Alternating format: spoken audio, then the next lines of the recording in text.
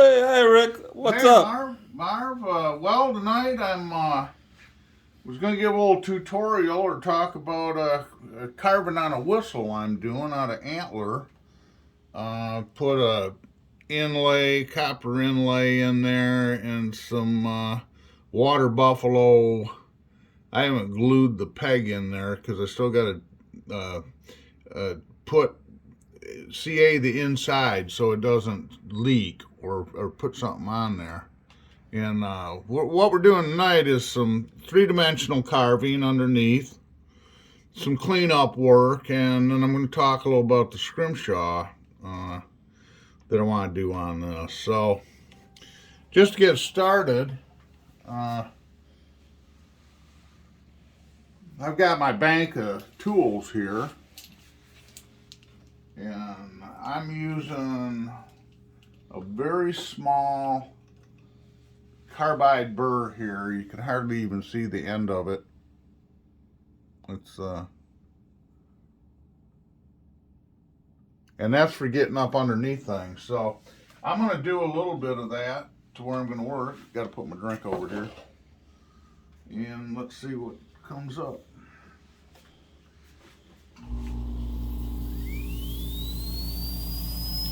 So what I'm trying to do basically is make these look like they lift off the surface, because basically all they are. But I gotta leave enough meat so they are not fragile. This is a leaf I'm doing as part of this branch that's coming out, and I've got detail in there, and I got acorns that I've been doing and cleaning up here, and I'll be putting little dots on it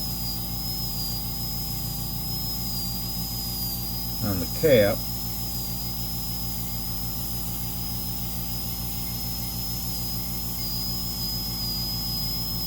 And when I'm done, I'll throw a little stain on that, and it'll pronounce them. So basically you can see what we're doing and going up underneath. And the reason is I want the inside symmetrical and the outside to be the antler layer, and keep as much of that antler, the contours and all that, as I can. If you can see, and I need to round out the acorns a bit and go up underneath. So I got a lot of work left there, but then I want to show you what I do next is I go and slow my tool down, use a little heavier tool. I'm using the Oz Plus here, and I got an 1/8 inch shank bit that I can get in. I've got length going to it. So now this doesn't run nearly as fast, but I can get up under stuff like this, and it's not digging away real hard.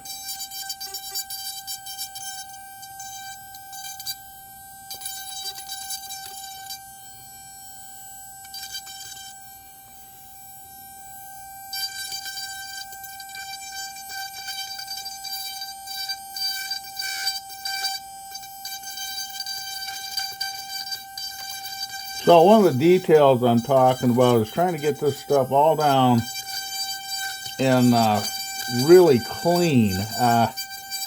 You know, a lot of guys put a background. I put a background in some things sometimes. You got more control too when you're using this little slower speed here. I've got more control, and it's running 50,000 RPM now to get the fast work. But if I turn that right down, I can turn it right down to 0. But let's say about 10 RPM. I can get in here and really or put a diamond one on here. You can really just like sand with it.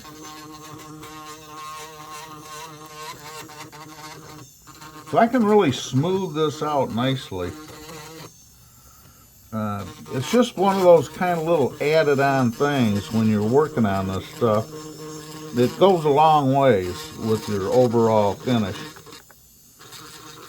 And I think it takes years to figure that out. But see, this leaf goes underneath that leaf.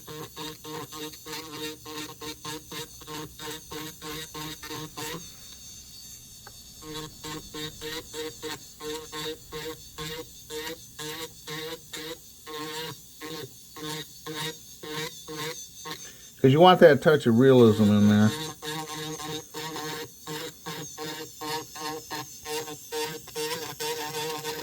And like I said, I'm trying to leave as much of the original antler as I can. This is a really nice hard antler. So as you can see, we got some of that done. So next thing I'm going to is I'm going to scrimshaw this thing. And I asked on Facebook, like, what should I do? Teal, woodies, I mean, it's a whistle, pintail, and 100% of the people that got back with me said they wanted me to do pintails. So, I guess that's what we're doing. I don't care. Everything you're doing is learning. So I want to take this down below when I go in, and there'll be a couple in here. And basically, I'm going to do like a different kind of vine leaf to draw down like that, and then have something go off here, and maybe do something where it hooks down there. You can kind of see what I'm getting at there. You know, and we'll bring that in and have one off here, and just bring it right on around, and you know, have it made up with it. Boom, boom, and boom, like that. So we'll have that in going on, and maybe I'll do something in here. Depends on how much space and what would fit. What would fit? Does something go out from underneath here and do a little vine look? And then I got this crown I polished up on the back. So I'm thinking, you know, I'm gonna go in, and I've got a couple pintails. I'm not going to waste time just like trying to draw everything right now, but I got like a penny standing, a drake, and then kind of like a hen going down, standing on like some sand looking stuff. And then in the background here, I'm going to do a feeder with its old pin standing out in there. And I haven't decided here, but probably some clouds, the water goes actually back into here. But I think that's going to be a cool looking little scene. You know, I want them doing something. It's a scene and not just flying into decoys or whatever. Right now it's just how they are in nature. And so that's what I'm going to do. And anyways, always feel free to get a hold of me if you want to know what the heck I'm doing or anything about my tooling, stuff around here. I got a lot of stuff. So, you know, this is the shop. And it's pretty full. But I got a new milling machine coming in, so those cabinets are going to go out there, and I got a mill and a bench top. You know, I got my bench top lathe, and I'm going to have a bench top mill with DRO and a bandsaw.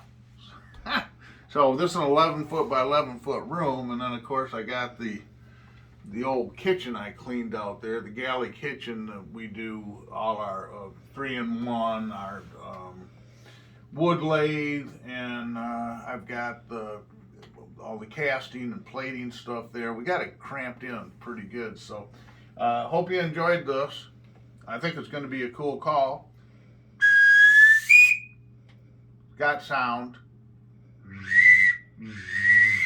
So, you know, you can do all the sounds on it, and it's a fun little call for your collection, or actually it's going to be heavy duty enough you can take that out in the marsh. Yeah, a little fragile, but that stuff's pretty tough, so they're made to use. So I thank you for tuning in, and we'll talk to you next time. Bye.